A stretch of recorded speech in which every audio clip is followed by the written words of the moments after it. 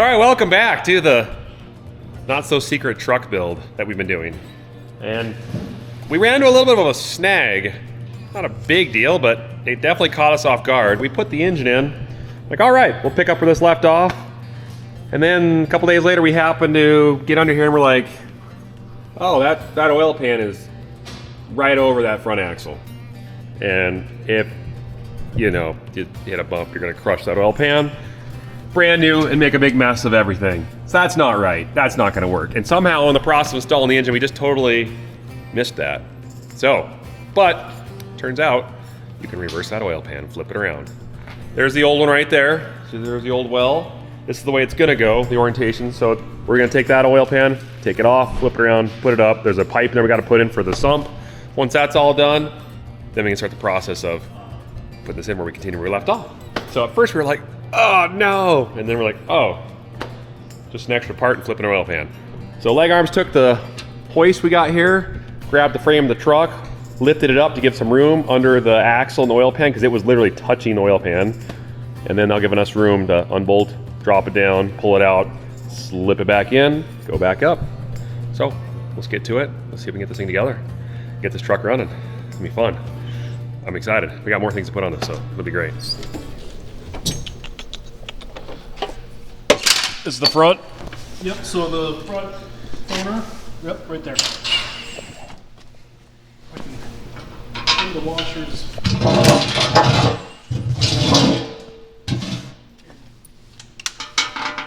Did you drain the oil first? Watch the gasket and make sure. Does it look like it's coming off in one piece? Yeah, there's the front's still on the, yeah, there's no gasket hanging here. Okay, good. All right, now, the question is, can we get it out? Well, yeah, I'll take that sump apart. If you can get that sump apart, you should be able to. How much room right here? Okay, so it's barely touching the bell housing. You got to lift your front up again.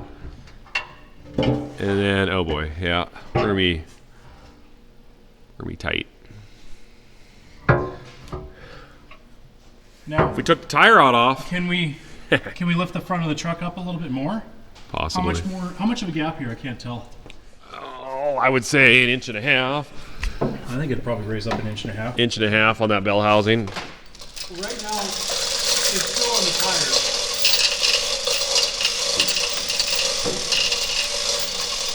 We're pulling the sump off the bottom because it is hitting back here to get that pan off, but it's got to come off anyways because that's the tube that we got to put the shorter version on to swap the pan around. So theoretically, we should be okay. But we got a jack on each side, pushing the leaf spring down from the frame, so that way we have more of a gap under here. We already got the pan past the bell housing, as you can see right there. So we're really close. Oh, I'd say that did it. Well, I don't know what this bucket's for, but it's now there. Okay. It peed on me, Nick. You didn't scratch the paint, did you? Peed on me. Looks like we need a new oil filter. That's the old one. We were going to replace that anyways. We just left it on for painting purposes.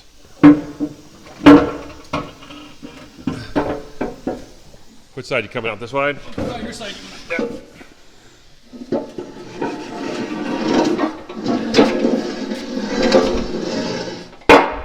So our good buddy Brian that helped us do the jakes and a few things on this motor, and our big bud. He's not your buddy guy. Can he be my guy, buddy? Yeah. Okay. Anyways, I told him about this issue and he's like, oh, crumb, you know, you're gonna have to get a different pickup tube for your sump. It's like, yeah, can you help us out? And he's like, sure, I got your back, buddy. You gotta use one.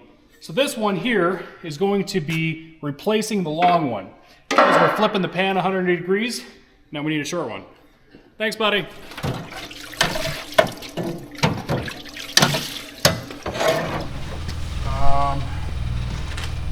You want the bolts? They're probably in the oil pan. There's two back here. I took one out. There's two back there. Oh, there it is. Okay.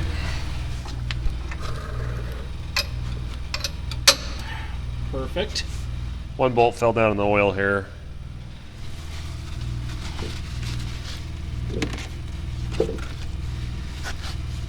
I'm so glad we don't have to remove this motor. I know.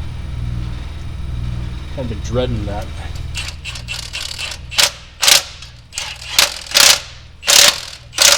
I was just looking, I see the dipstick tube is hanging down way too far.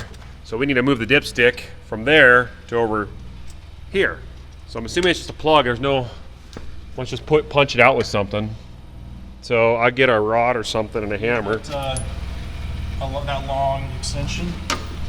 Right here. Might fit right through that hole. Would that fit? Get you a hammer.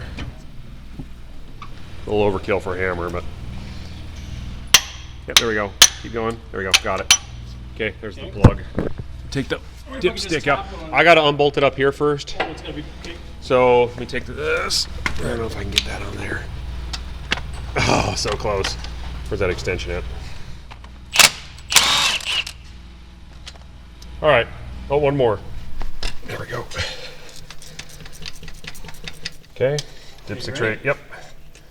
Got it. Okay. I don't know if it's going to fit in this spot or not. Because they've got this big old heat exchanger here. I have a feeling you're going to need a specialized dipstick to make this work. I think we're going to need to put some stuff. Yeah, on that. Yeah, to seal it. Yeah, that's kind of loose. Yeah. And then where do you bolt it to? Yeah, we could bolt it here or make a bracket. Well, this probably, could that go on that one right there if we... almost going to go on that right there. That's right here. Yeah, what if... We got to loosen that up. Oh, there you go. Yeah, that could just slide back. Okay. So loosen this up, slide back, go there.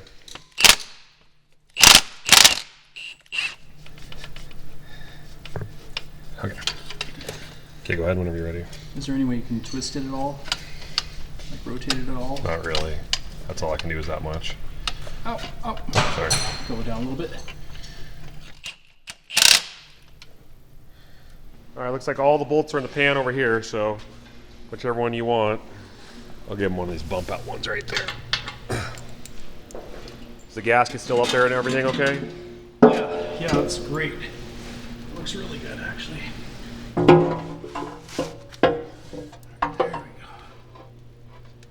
There's some cables in here. That's it. There we go. You're good. Okay.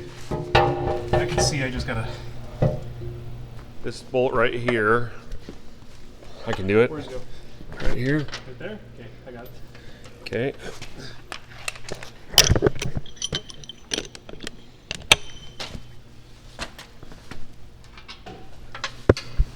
Right. This one right here. Just slightly.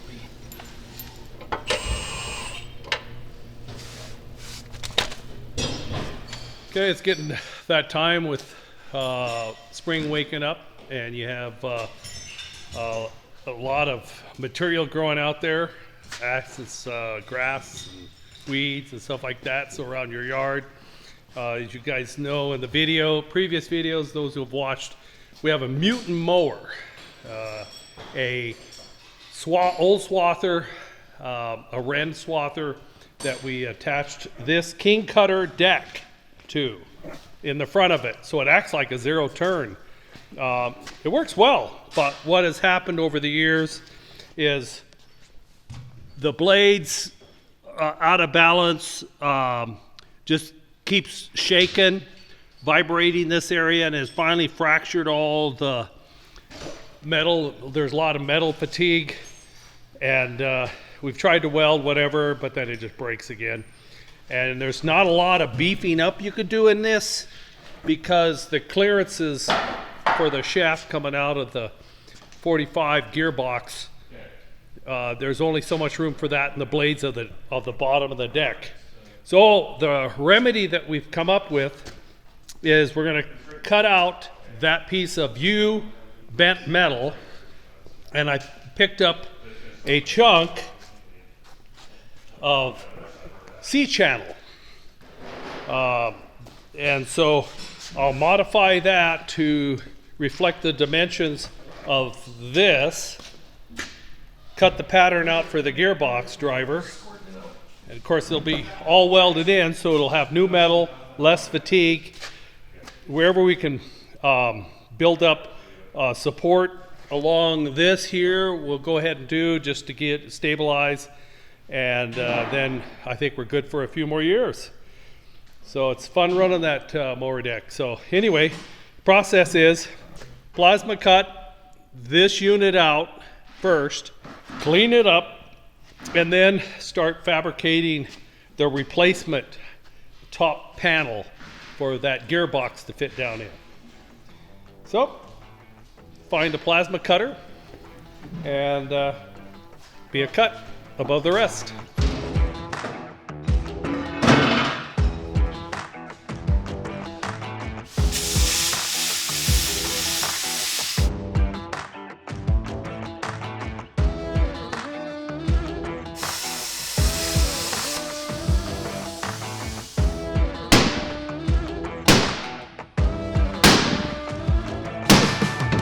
You guys missed the last little bit of that cable. Happened to turn the camera around, you were looking, so, or wasn't able to see. But anyway, so what I have is I've cut out that formed piece of flat iron that they molded to hold the gearbox, the cutting gearbox.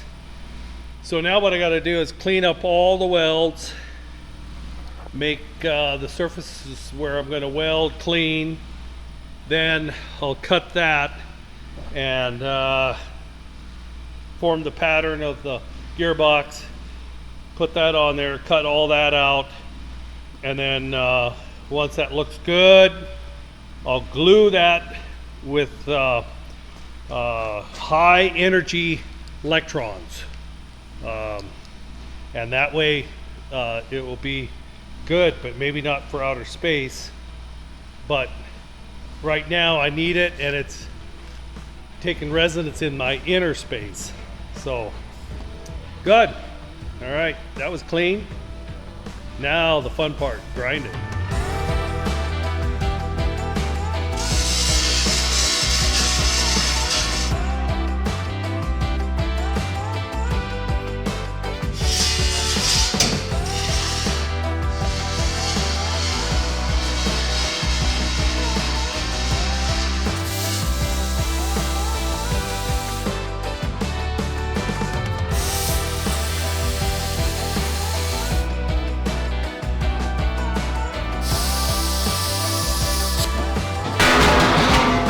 Okay, got that cut.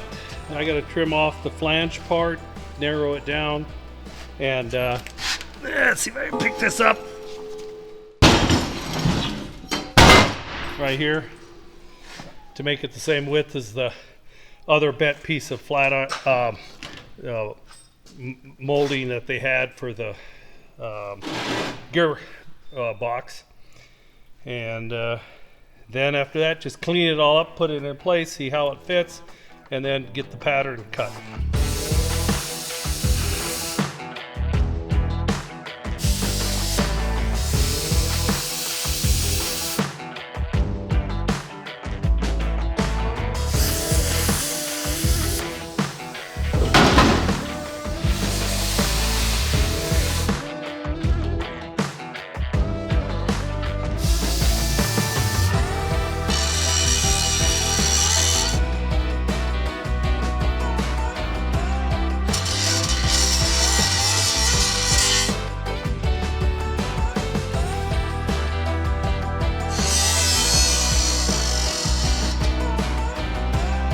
I think it's fairly well cleaned up enough to set in there.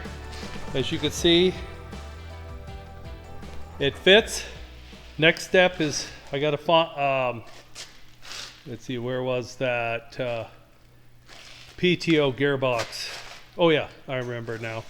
I'll go get it, and then I'll make a pattern, put it in the right location, cut out that pattern, and then I think I had to drill 4 holes for the bolts to go through, and then it's just gluing it back together again and clean up, strengthen some areas where it could be weak, and we're ready to chop. All right, we had a couple loads of winter wheat to spray, load them in the sprayer. We weren't going to spray today, but the wind was kind of blowing this morning. It's kind of died down a little bit. I'm at least going to get the sprayer filled. We're not using the big system because we only had 2 loads left, and so I'm filling it, and then the wind picks back up again. I'll just see here if it If it dies down a little bit, we'll go off and spray. Or you can go spray and I can go drink coffee. Pet Kobe. Chase rabbits. Nah, I'm not into chasing rabbits. Alright, we're getting close. We've got about 8 inches left. So I've got to cut a hole to slide that into on this piece. And I want to cut a fairly circular hole. So what I've done is I've drilled a hole, put a bolt, made a pattern radius guide so that it should run in the plasma cutter. This fits just in here, and I should be able to cut a good circle. Now I've got all that left. I can practice, right? Okay, let's see what happens here.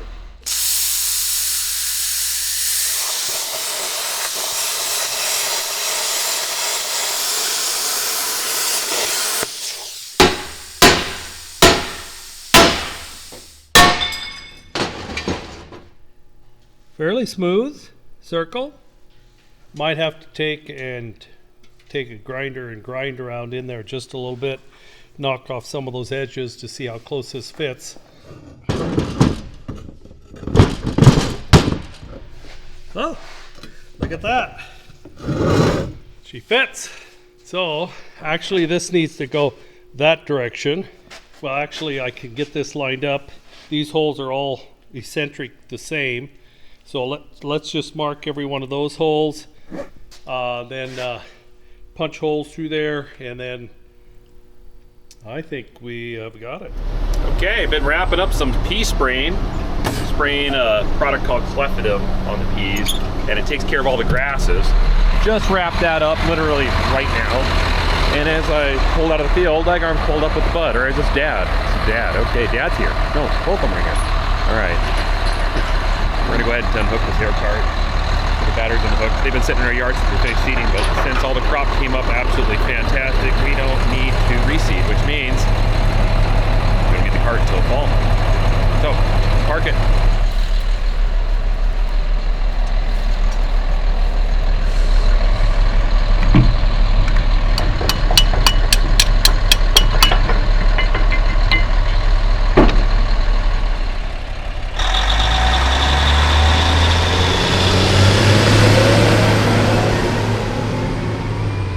A beautiful day. Ready to lose a sweatshirt. All right, I need to wash this thing off too. Man, it's dirty. It's okay. We're done with spraying for a while. I get it cleaned up. Next up, spring wheat, and then the second round of chem follow with the weeded system. That's gonna be great too. Okay, now we're down to the process of electron gluing. I've got it placed in there. It fits well. Circle is just right. Grab the gluer, and then the process of welding it all back together again.